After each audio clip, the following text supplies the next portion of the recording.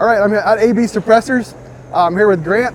I've had the AB suppressor for about 2 years. When I first got it, I was comparing it to other suppressors on the market. I was like, man, this thing has no first round pop. I mean, it's the quietest can I've ever tested. If you go on Rockside, you can see I've compared it against 4 other popular suppressors. Grant, can you kind of give us the history of AB suppressors? Yeah, absolutely. So we did 25 years in turbo machinery before we ever made a suppressor. We did OEM stuff for Harley Davidson and Polaris. We even had a DoD contract to make turbos for the Navy. So that math is kind of the same with suppressors. It's fluid dynamics, or the study of gas flow, and that sort of is inherent in the design of our baffle that we call Spiraltech. So you guys have, I think it's 6 different actual Raptor sizes? Yeah, the 2, 4, 6, 8, and 10 stacks. That just indicates how many baffles are actually in the stack. Yeah, people say you have a Freudian slip on your suppressors. They're ribbed for ear pleasure. Ribbed for ear pleasure. Yeah, that's right. Can you kind of tell us how the reflex works on the can and why you guys came out with a reflex? Yeah, of course. Hand me one. So, and I'll take your cutaway too. Thank you.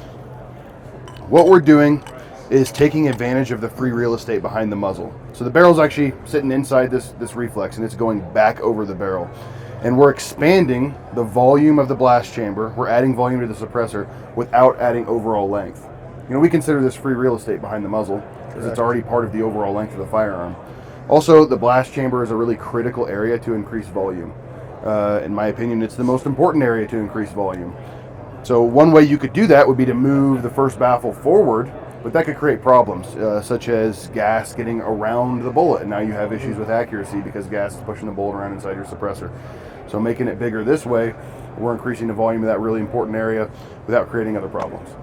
Can you talk a little bit about the bore size of each suppressor, 7.62, 5.56? Right. Yeah, the Raptor is offered in 4 different calibers right now: 5.56, 7.62, 338, and 375. And we offer them in all these bores because we really want to match the caliber of whatever the host is as closely as possible. That way we can eke the most performance out of this can that we possibly can. And you told me yesterday a little bit about why you have such good first round pop reduction. Can you kind of tell us why? Yeah, so what makes Spiraltech so great, these baffles that are designed with our turbocharger heritage in mind, is that we don't want gases slamming into corners. We want them to get kicked into a spin. So there's almost like a vortices in every single baffle here, and kicking the gases into a spin keeps them moving. If there were like a corner or a shelf in each baffle like you see in a traditional baffle, there's a dead end that the gas is going to slam into.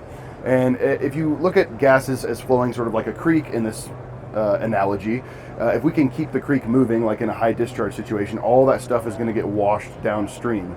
If we have a dead end or something for the water to slam into, that's where it's going to deposit all of its crap. That's where you see the foam building up in the creek and all the leaves, pressed up against the bank. We don't want those scenarios. Gotcha. In a first round pop situation, what you're dealing with is all that cold air inside the can. Well, we're slamming that cold air into a corner and not giving it a place to escape. And that creates a worse first round pop situation than if we can keep everything moving and flowing out of the end cap smoothly. So that first round pop is kind of what I understand is like unburnt oxygen. It's just like a lot of oxygen is making that pop sound. Yep, you got cold oxygen in the can, and it's a reaction when all that hot, rapidly expanding gas hits it and tries to push it out the end cap. And another thing I really appreciate about them is they're super modular. I needed a 9/16 24. I called them up, and they did not have one, and they made one for me. Yep. So we also make a lot of different thread adapters now, and our thread adapters will fit underneath a reflex. Oh, really? Yep. That's kind of new for us in the last few months. We've got a video about it on our YouTube channel. Okay. Yeah, we'll make a thread adapter to step the threads on your muzzle up to kind of anything. So. Now, is this thing where you got to go to like a dealer? If they have an SOT, can they call up an order? That's right. How does it work with you guys? Yep. So we have over 300 dealers in our network. We have a dealer locator on our website, and we're also available on Silencer Shop. Okay. But we don't believe in robots answering the phone. So if you look us up on the internet and you feel like calling the shop, you're going to get a human in 2 or 3 rings. Yes, because I also noticed when you go to some of your shops, you're kind of stuck with the reflex they have. Mm-hmm. So if they call you and order through you and they have it sent to their dealer that's of their choice, can they get the reflex they want? Oh yeah, and a lot of times what we'll find a dealer doing is making sure that the customer is getting the exact suppressor that they want, so they can kind of move orders around and make it work that way. All they got to do is call us, and we'll make sure that the customer gets exactly what they need in terms of the reflex length, the thread pitches, and things like that. So you have the Raptor. What else do you guys have? Yep. Warthog there on the end. I'll trade you. This is our Warthog. This is our newest offering. The Raptor is a all grade 5 titanium suppressor. This is an H900 heat treated 17.4 stainless suppressor, and it's made sort of with duty use in mind. Oh, okay. Yep, it's offered in 5.56 and in 7.62. And we made this with like sort of a suppressor durability versus environment situation in mind. The domed end cap keeps this thing really strong. It's not going to crack.